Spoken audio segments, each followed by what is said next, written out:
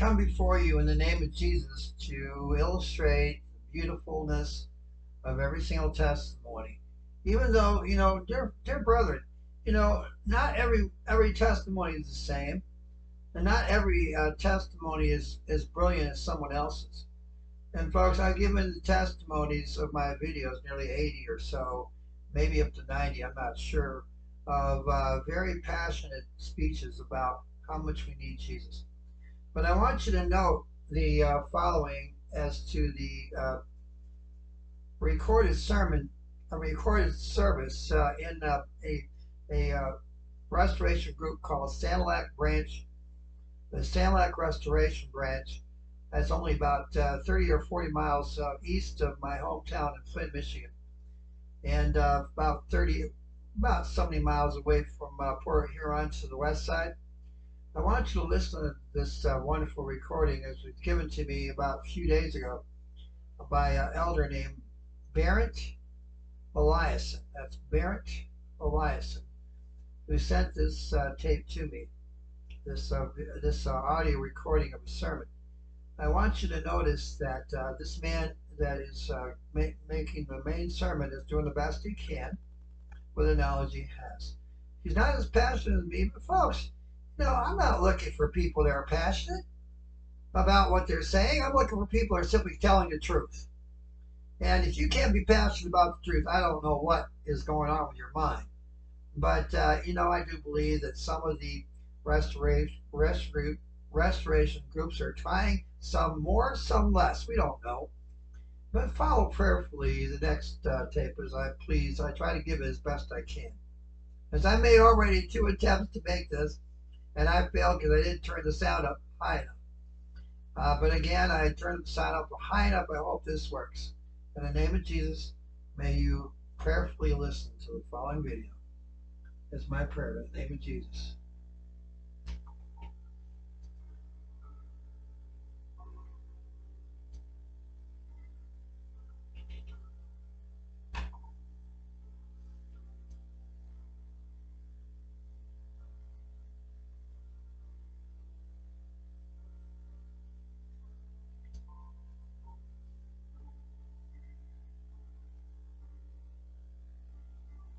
Man, dear brother, I know you cannot hear this song as much as you can. I'm trying to turn it up as best I can. Please bear with me. Try to listen to the next part of the video. They didn't have the microphones close to the piano as they needed to be, and other things. They did not have it to the congregation, as you know. And I just want you to just hopefully, prayerfully ask what they were saying, what the membership was saying. They didn't have the best recording avenue or venue, but dear brethren, not any of us here have everything perfect. But you know what? We just got to give the best we can. And this is an illustration of people just giving the best they can. Folks, it may not be as best as I can. And I've said this before. It's not the evidence of things you can show that you're doing as good as I can, but that you're doing the best that you can, folks. And I hope to inspire you to simply tell the truth of all you know. And if you have a greater truth to share, please let us know. Please call me, 570-832-0785 or 570-686-1034 or 570-336-3183, or email me at marksolden@gmail.com or marksolden2@gmail.com. That's MARKSOHLDEN at gmail.com, MARKSOHLDEN@gmail.com, or MARKSOHLDEN2@gmail.com. But folks, whatever you do, please bear with me. If you read section 96 and 94, folks, we find that you must valiantly and boldly testify the Lord, folks, or you're not going to make it that kingdom you hope for, the celestial kingdom. I hope this inspires people to get on their horses and ride toward the championship of Jesus, who tells us to boldly testify of him and be a light unto this world. Good morning. We have a huge amount of announcements today. It's surprising to me how quickly reunion is coming upon us. It doesn't seem like it should be in the middle of May already, but reunion will be coming up on July 18th to the 24th. So please keep that in your prayers and make plans if you're planning on attending that. And the website is there. And then registration forms will then be mailed out. So we'll have to watch for those. Next week, Brother Jim will be our speaker, and we're having prayer service at 6 o'clock this week.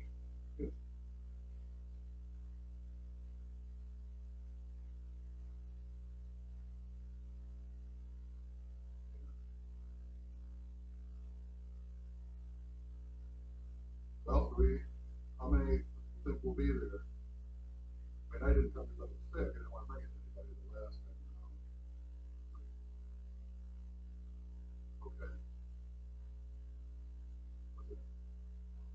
Maybe we'll plan on having it this week then. Barent, Kathleen. Oh.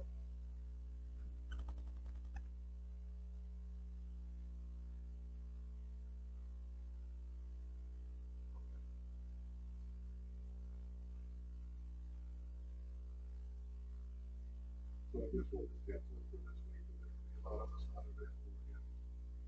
So I'll have to take it 1 week at a time, I guess, because we're right in busy farming season, and some are having health issues and stuff, so we'll take it 1 week at a time, I guess. That was what I would suggest. Anyone we need to add or remove from the prayer list for today? Yeah.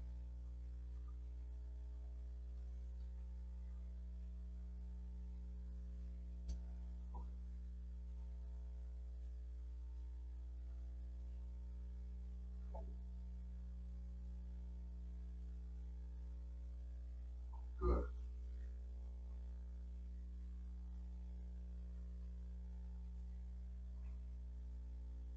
All on.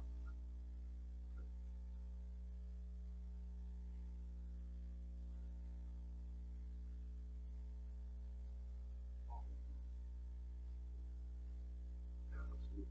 All on. Wow. Wow.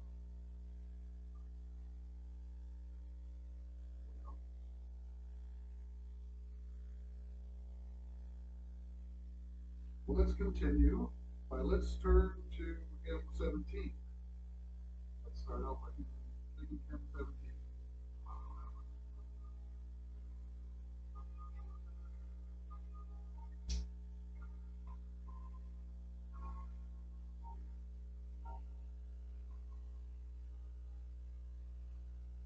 Let all the world in every corner sing, my God and King.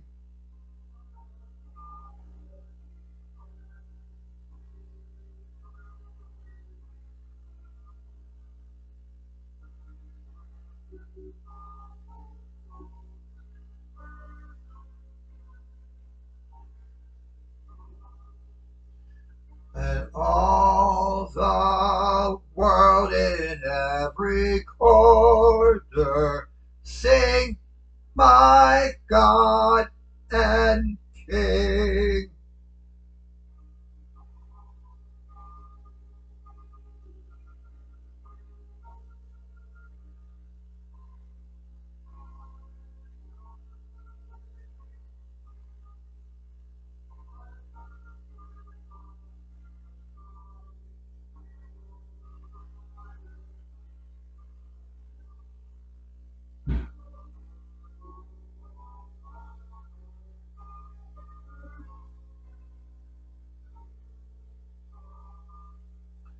And all the world in every corner sing, my God and King. Call to worship today comes from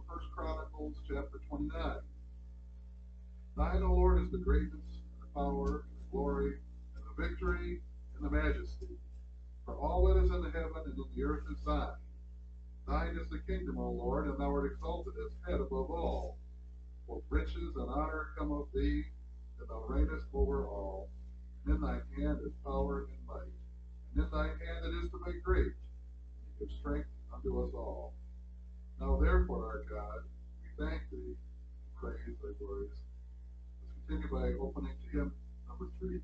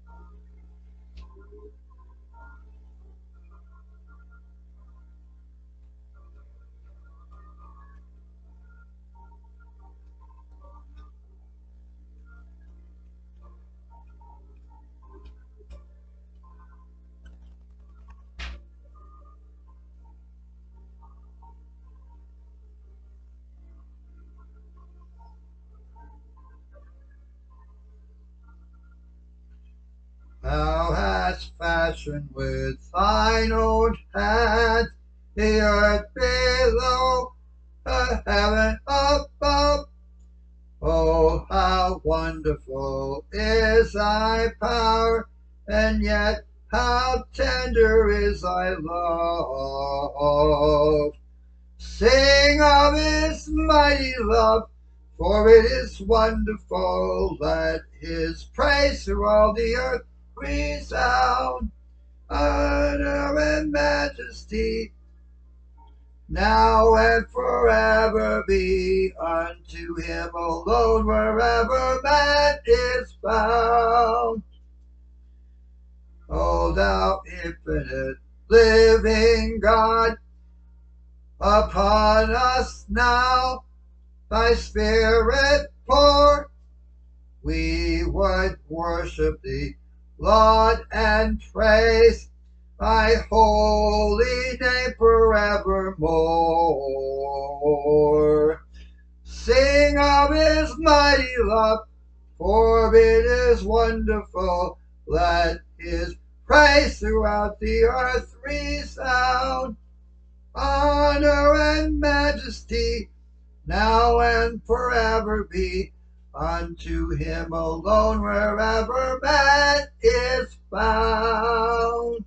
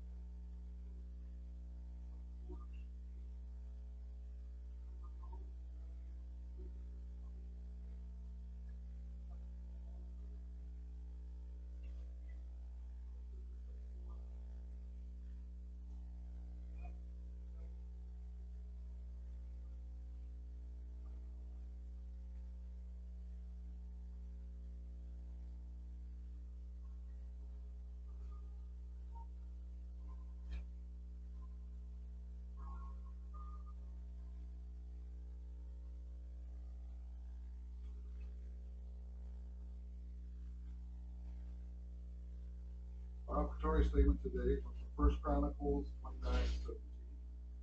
I know also, my God, that thou triest the heart, and hast pleasure for me and the uprightness of my heart, I have willingly offered all these things. And now I have seen with joy thy people which are present here, offer willingly to thee. Usher, please shall we pray? O loving Heavenly Father, we do come willingly and joyfully today to give honor to you, Father, to give of the blessings which you have so richly blessed us with, Father, to give back so that your kingdom can come on this earth, that we can do our part in this part of your world. Honor us with you, to bring you glory. Bless what we give, take it, multiply it, but it much good in this part of the world.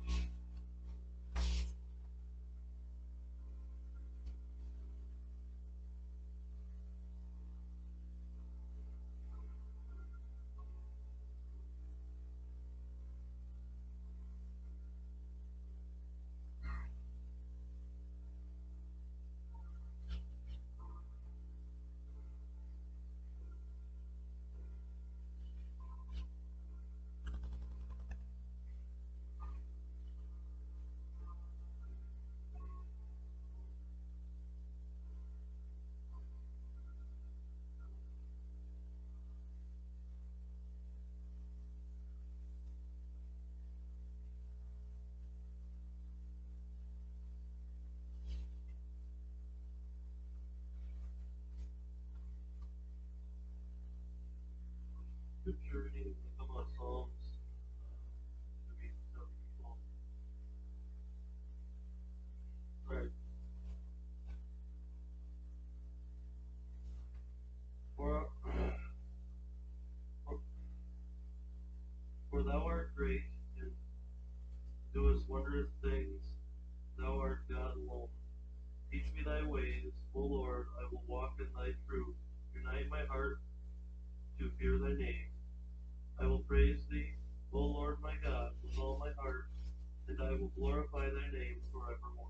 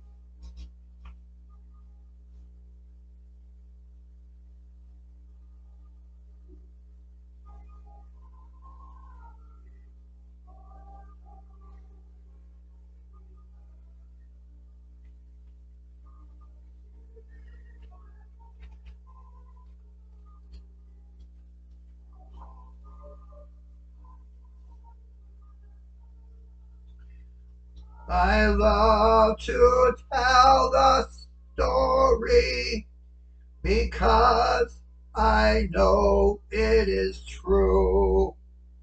It satisfies my longings as nothing else can do. I love to tell the story. 'Twill be my theme in glory to tell the old story of Jesus and his love.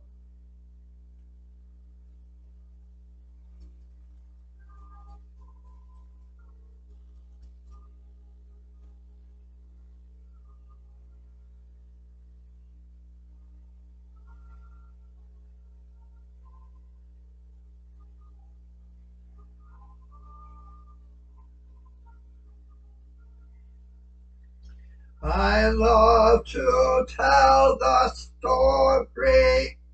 It did so much for me.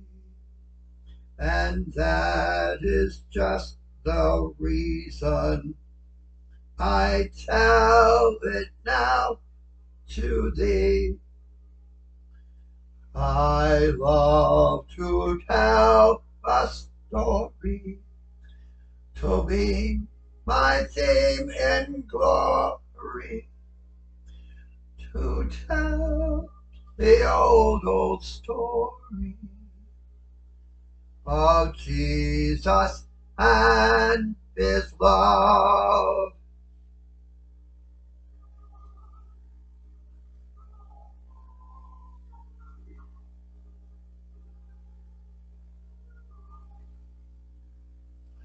What seems each time I tell it more wonderfully sweet,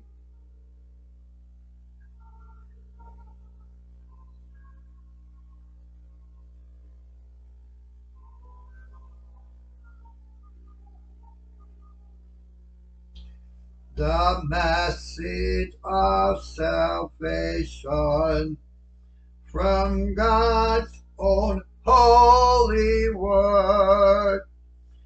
I love to tell the story, to be my theme in glory, to tell the old story of Jesus and his love.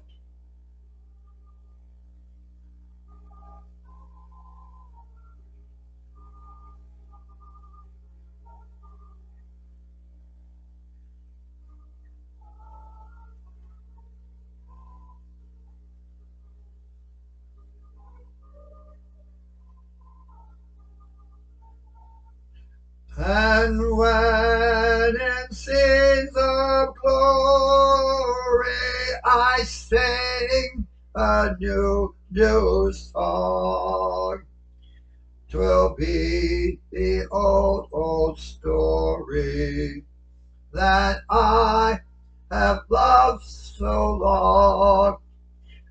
I love to tell a story, 'twill be my theme in glory, to tell the old story of Jesus and his love.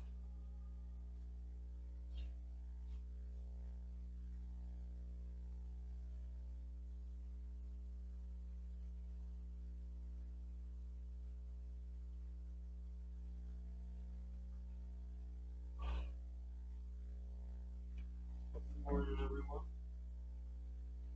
Yeah, I mean, loving the warm weather, but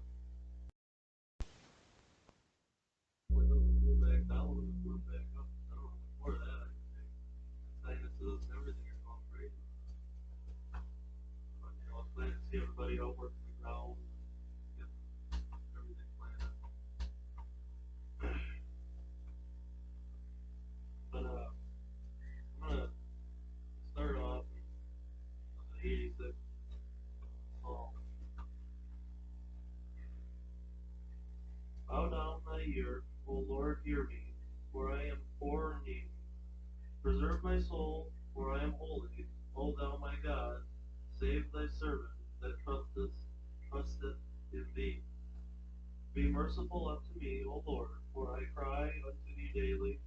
Rejoice the soul of thy servant, for unto thee, O Lord, do I lift up my soul. For thou, Lord, art good and ready to forgive, and plenteous in the mercy unto all them that call upon thee. Give ear, O Lord, unto my prayer, and attend to the voice of my supplication. In the day of my trouble I will call upon thee, for thou wilt answer me. Among the gods there is none like unto thee, O Lord, neither are there any works like unto thy works. All nations whom thou hast made shall come and worship before thee, O Lord, and shall glorify thy name. For thou art great, and doeth wondrous things. Thou art God alone.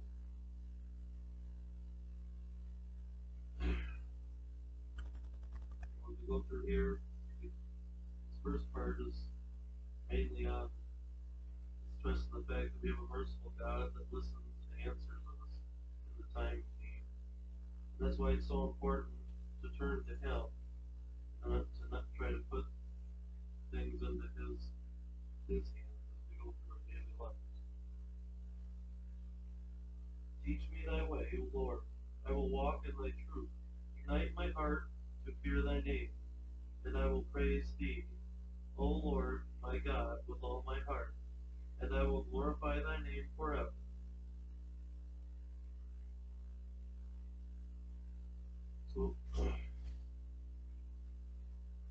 So when we listen to God and we teach and we learn God's ways, we can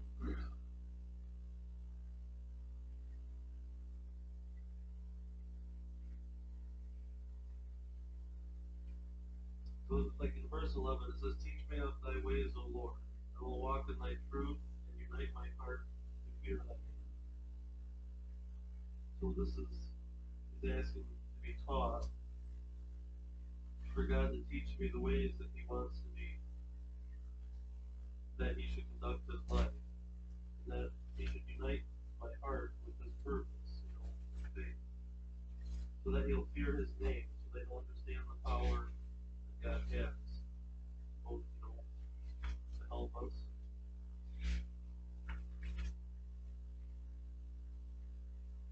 Oh God,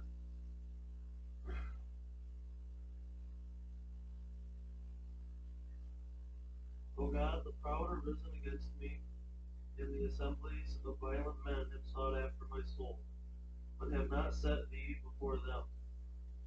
But thou, O Lord, art a God of full compassion and graciousness, long-suffering and plenteous in mercy and truth.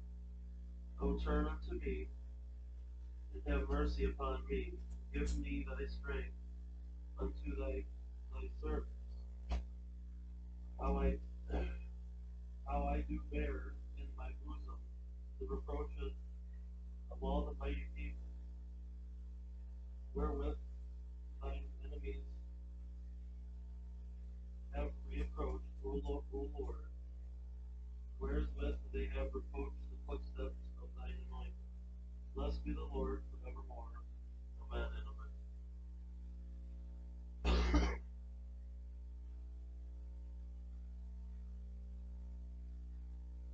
So we should always seek God's comfort through adversity and prosecution as we go through so many trials and temptations. Then we're going to go here in a minute, we're going to go into the first book of Nephi, chapter 5. But I think I'm going to use the examples of a Nephi here, but as we go through this, it's really easy that when we're trying to seek God for his wisdom, that we have to do it on a level that we're actually seeking it through him. We can get comfort and strength through our family members here at church, our pastors, priests, and everything else. But we need to seek him through, praying to him and talking to him.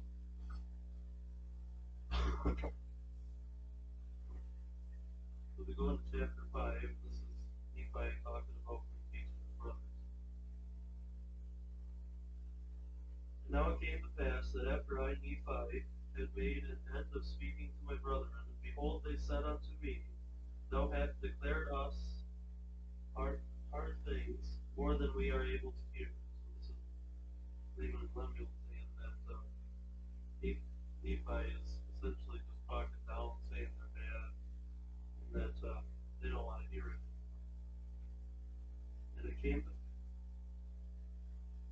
And And it came to pass that I said unto them, that I knew that I had spoken hard things against the wicked according to the truth. In the righteousness I have justified and testified that they should be lifted up at the last day.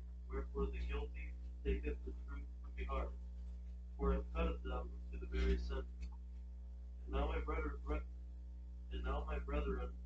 if ye were righteous, and ye were willing to hearken to the truth and give heed unto it,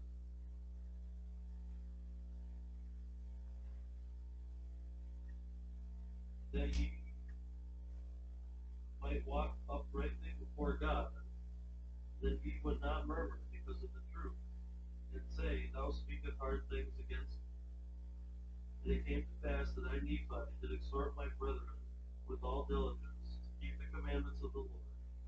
And it came to pass that they did humble themselves before the Lord, insomuch that they had joy and great hopes of them, that they would walk in the paths of righteousness. So here we have Nephi, you go back to chapter 4, he was explaining a couple different, he was trying to explain things that the brother Levi had seen to them, because they did not understand it, that they didn't understand it, so they went to their brother. And that, as all of us know, they go through quite the path of, I guess you call it a roller coaster, up, down, up, down. They see miracles, and they try to kill a murder. But you notice here that they went to their brother and asked, brother Nephi was sure working with the power of God. But they themselves, I don't think, opened their heart and tried to seek God's word and God's plan. I think that they just wanted it. They weren't trying to get on that same spiritual level to find out what it needed from God himself.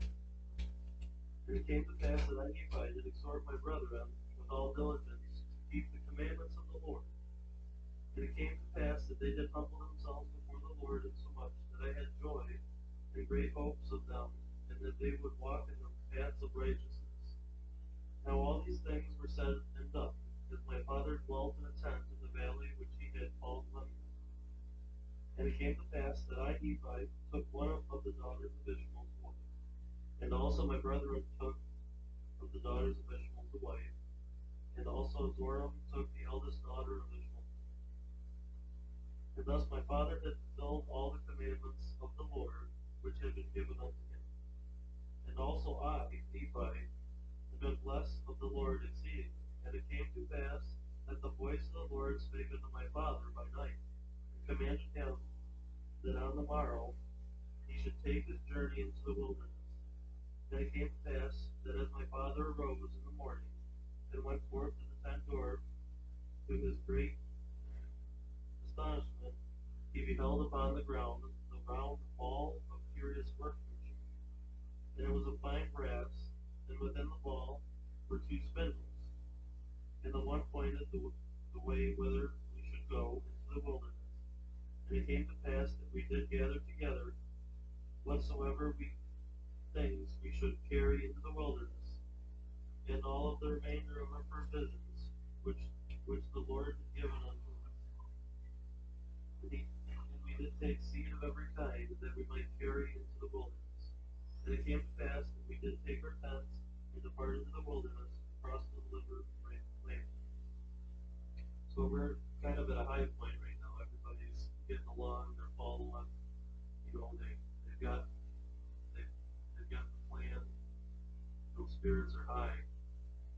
I'm sure everybody here's been camping, but packing up your stuff or setting up is always a pretty stressful few minutes there. Seems like everybody wants to run around, can't find anything. But as they depart into the woods, they're all in tune and righteous with God's plan. And it came to pass that we traveled for the space of 4 days, nearly a southeast direction. And we did pitch our tents again, and we did call the name of the place Presided. And it came to pass that we did take our bows and our arrows, and go forth into the wilderness, and slay food for our families. And after we had slain food for our families, we did return again to the families in the wilderness. to the place of Shed. And we did go forth again into the wilderness, following the same direction, keeping in the most fertile parts of the wilderness, which were in the border near the Red Sea. And it came to pass that we did travel for the space of many days, slaying food by the way with our bows, and our arrows, and our stones, and our slings. And we did follow the direction of the ball, which led us into more fertile parts of the wilderness. And after we had traveled for the space of many days, we did pitch our tents for the space of time, that we might again rest ourselves to obtain food for our families. And it came to pass that I, Nephi, went forth to slay food. Behold, I did break my bow, which was made of fine steel. And after I did break my bow, behold, my brethren were angry with me because of the loss of my bow, for we did not obtain no food. Probably some of that brotherly love too, I imagine. They're probably upset. The steel bow, I imagine back then that was pretty luxurious bow. I mean, they had metalworking, but it'd be pretty nice to have a steel bow with. I imagine it's probably more consistency in it. Pretty nice technology with what they had. So now this is essentially like this is their meal ticket. So they lost this, and in a way, this is like a trial. I think it was kind of used as a trial to an extent because of what we didn't have going on after this. So mind you, they're tired, they're hungry now. They don't have a way to get food. They don't know when they can get food. And as we go on, we're going to see some things that we're going to talk about. Read it. And it came to pass that Laman and Lemuel and the sons of Ishmael did begin to murmur exceedingly because of their suffering and afflictions in the wilderness. And also my father began to murmur against the Lord his God. Yea, and they were all exceedingly sorrowful that they did murmur against the Lord. Now it came to pass that I, Nephi, having been afflicted with my brothers because of the loss of my bow, and their bows having lost their spring, it began to be exceedingly difficult, yea, insomuch that they could obtain no food. Now they're all murmuring. Which I mean, they're probably just complaining about the situation that they're in. But they didn't turn like the reading plumb that they turned to him and seek his teaching and wisdom. Instead of, it's really easy to sit down and mope about something, but they should have kept their hearts in tune and just asked God what to do. Lead me to what we need to do. And after murmuring and a few things, and it came to pass that I, Nephi, did speak much unto my brethren, because they had hardened their hearts. I don't know what happened. I took your mailbox key. You'll have a front door key. And it came to pass that I, Nephi, did make out of wood a bow, and out of a straight stick an arrow. Wherefore I did arm myself with a bow and arrow, with a sling, and with stones. So it doesn't say the exact span of how long they didn't have a boat, but when I was younger, I tried to make one out of wood, but I never did it. I love that. There's a lot of, if you don't have the right type of wood, it won't work. If you don't have the wood trimmed the right way, like if you don't have the layers just right, the split and crack.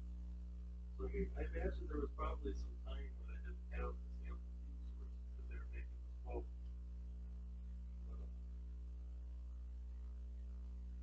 And I said unto my father, whither shall I go to obtain food? And it came to pass that he did inquire of the Lord. So now they're asking the Lord. They're back to, what should I do? For they had humbled themselves because of my word. For I did so many things unto them in the energy of my soul.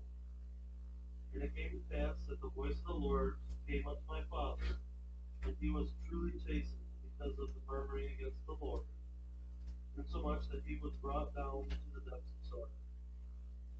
And it came to pass that the voice of the Lord said unto him, Look upon the wall, and behold the things which are written. And it came to pass that when my father beheld the things which were written on the wall, he did fear and tremble exceedingly. And and also my brethren and the sons of Ishmael and their wives.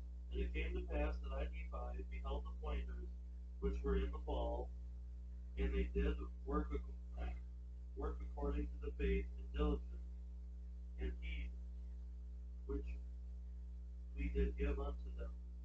And there was also written upon them the new writing, which was plain to be read, which did give understanding concerning the ways of the Lord. And it was written and changed from time to time according to the faith and diligence which we gave to the.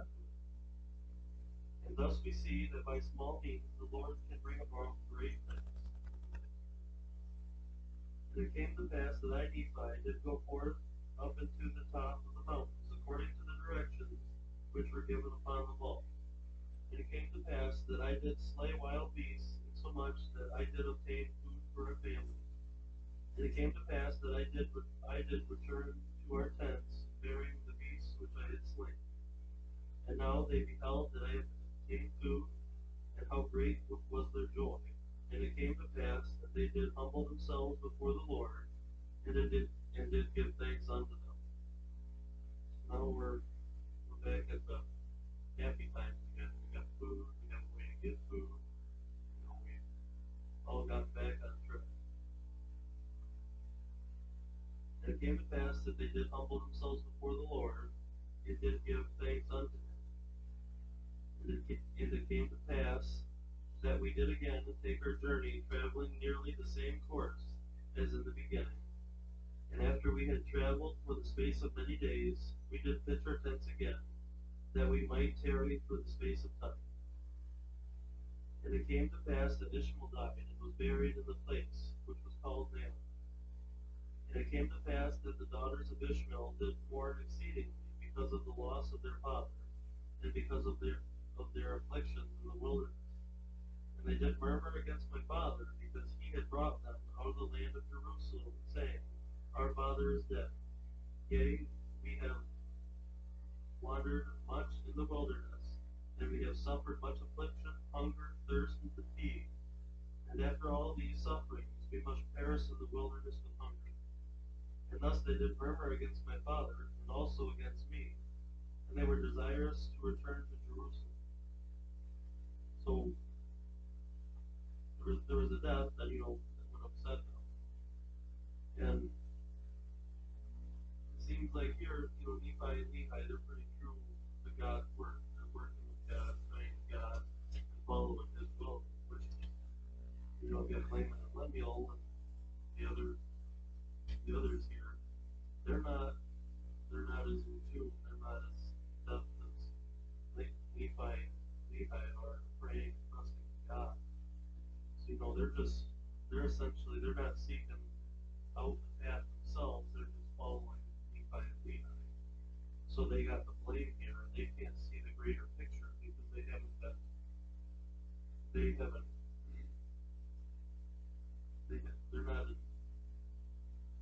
turned to God to know what the purpose of this suffering is. They're just, we left our homes, we left all our stuff, we're out in the wilderness, we're having issues, we're hungry, we're thirsty, father died, a whole bunch of things going on. They don't have the right spirit about this. They're not kind of just a past figure now.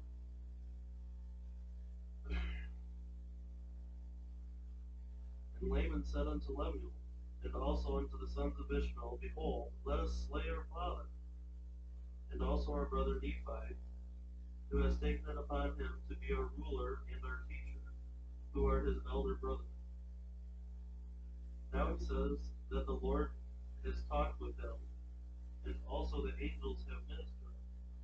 But behold, we know that he lies unto us, and he tells us these things, and he worketh many things by his cunning arts, and that he may deceive our eyes, thinking perhaps that he may lead us away into some strange wilderness. Wherefore, insomuch as we shall keep my commandments, ye shall be led toward the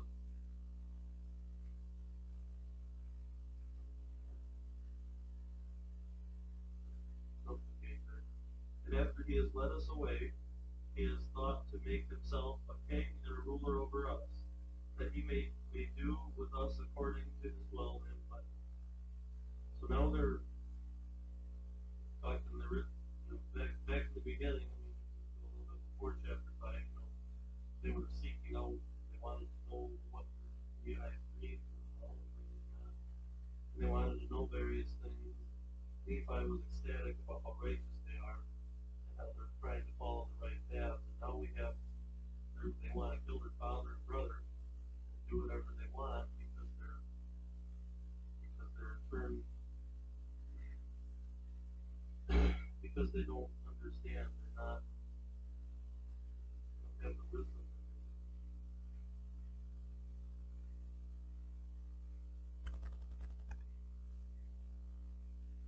And after this manner did my brother Laman stir up their hearts to anger. And it came to pass that the Lord was with us, yea, even the voice of the Lord came and did speak many words unto them, and did chasten them. And it came to pass that the Lord was with us, yea, even the voice of the Lord came and did speak many words unto them, and did chasten them exceedingly. And after they were chastened by the voice of the Lord, they did turn away their anger, and did repent of their sins, insomuch that the Lord did bless us again with food, that we did not perish. And it came to pass that we did again take our journey into the wilderness, and we did travel nearly eastward from that time forth. And we did travel and wade through much affliction in the wilderness. And our women did bear children in the wilderness. And so great were the blessings of the Lord upon us, that while we did live upon raw meat in the wilderness, our women did give plenty of stuff to their children, and were strong, yea, even like unto men, and they began to fear their journeying without murmuring. So this is essentially at this point that they're, I don't know about you, but if I was chastened by God, by the Lord, I would definitely be turning, I'd be flipping a new leaf right there. I mean, it'd be quite a powerful experience. And I wouldn't want to be on the receiving end of that, but you have to be doing some pretty bad stuff. He's going to be yelling at you. But now, from this point on, they're following the works that have been laid out for them. They're staying true. So they have meat to eat, they're having children, they have food for the children. And their journey is going smoothly. And thus we see that the commandment of God must be fulfilled. And if so, that the children of men keep commandments of God, he doth nourish them, and strengthen them, and provide means whereby they can accomplish things which he has commanded. Wherefore he did provide means for us while we did sojourn in the wilderness, and we did sojourn for the space of many years, yea, even 8 years in the wilderness. I mean, if you think about it too, these people, they had houses, jewelry, all kinds of different valuable objects that they walked away from. They lived in the wilderness for 8 years.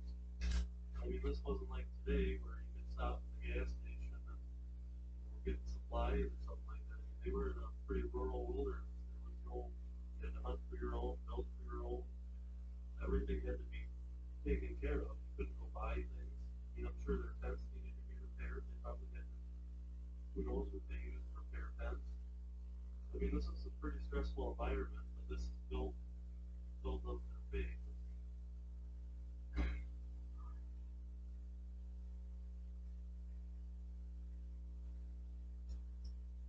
And we did come to the land which was called Bountiful because of its much fruit, and also wild honey. And all these things were prepared for the Lord, that we might not perish. And we beheld the sea, which we called Presided, which being interrupted is many waters. And it came to pass that we did pitch our tents by the seashore, and notwithstanding we had suffered many afflictions and much difficulty, yea, even so much that we cannot write them all. We were exceedingly rejoiced when we came to the seashore. So they finally made it to their destination. We sit here had so many afflictions that they couldn't even name them all. So, I mean, I imagine there's quite a few other things that we didn't get into during this time. But they finally made it to the seashore that they were headed for. And then they pitched their tents. You know, extremely joyful.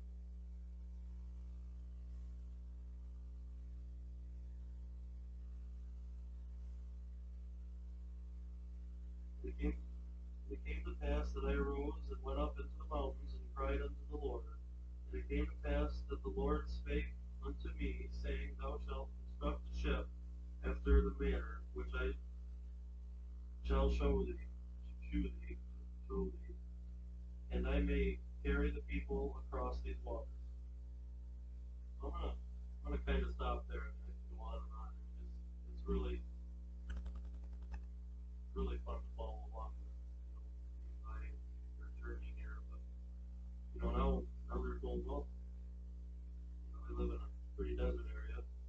Well, you're gonna build a ship. You're gonna sail across these powerful waters that don't end. So what do you think that's gonna do?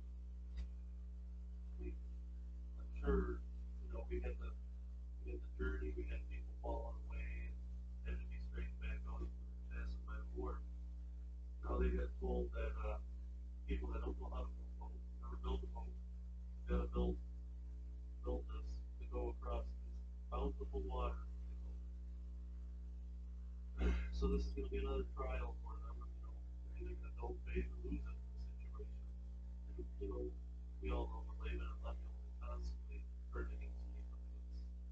It's just a reoccurring event through all of it. But that's the beautiful thing is that we keep our hearts in tune. We do have a very merciful God. He is willing to forgive us. This is just kind of a little off topic, but like this is kind of the way that I figured it. God would see us. I recently bought a really old tractor that's had the field longer. The guy figured 7 years. Well, nobody wanted it. He didn't want it. It was abandoned field. Everybody thought it was junk. And then I come along and for some reason think I want it. I took the gamble, but I saw the potential. And I think when God's looking at us, we're working with Him, He doesn't look at what we are right now. He sees the potential that we have. He doesn't, just like the old tractor itself in the field, it's rusty, beaten, and used, there's a bunch of things wrong with it. But I'm not looking at that. I'm looking at I can fix this up and it can do what I need to do. It'll work good for me. But I think God's the same way. We all have our problems. We all have our vices. But I think, when God looks at us, He doesn't see that. He sees what we can be if we turn our hearts to Him. And I also think that He understands too that you're not going to rebuild the whole thing in one go. You got to start something. I think that's why He understands. He was watching Laban and Lemuel and everything grow. What we have read so far, He may turn away, but they end up coming back. He's never just rejected them. But, I don't want to go try to build a boat across the ocean. And I hope that when all of us were prevented from these situations in our life, obviously, we're probably not going to be in that specific scenario. But as we're prevented with different things that can tempt us to stray away from the plan He's laid out for us and deter us, that we'll have the strength to endure it, and that we'll have our fellow church members and family that will be around and keep us and set us in place that we find best here so that we'd be able to seek the Lord ourselves.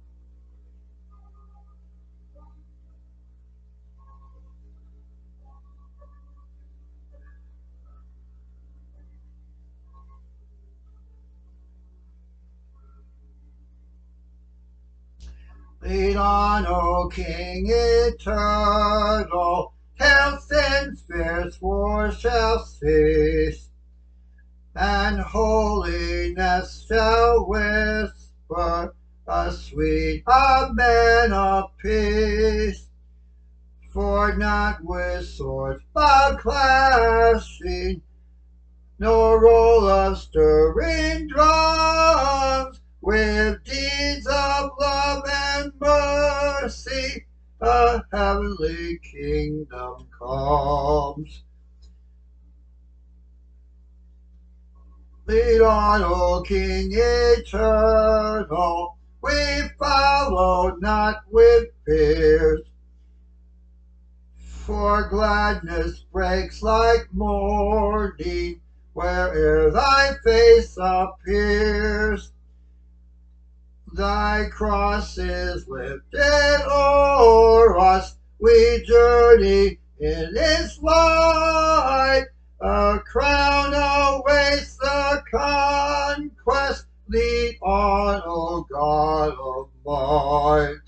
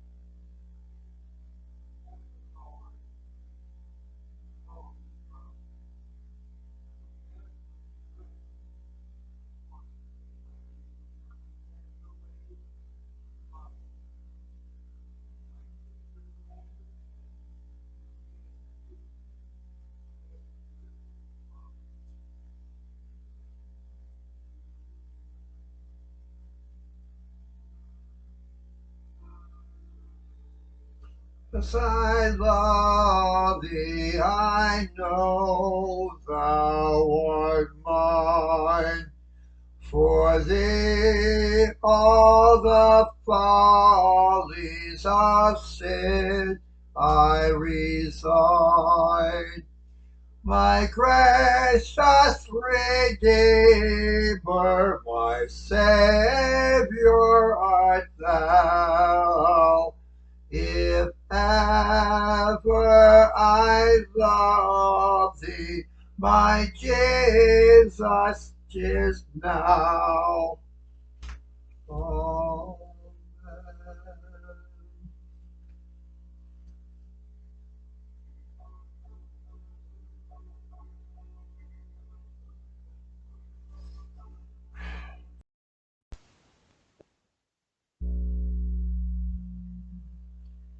I now am into the next sermon of the restoration group that was sent to me by Barent Eliason.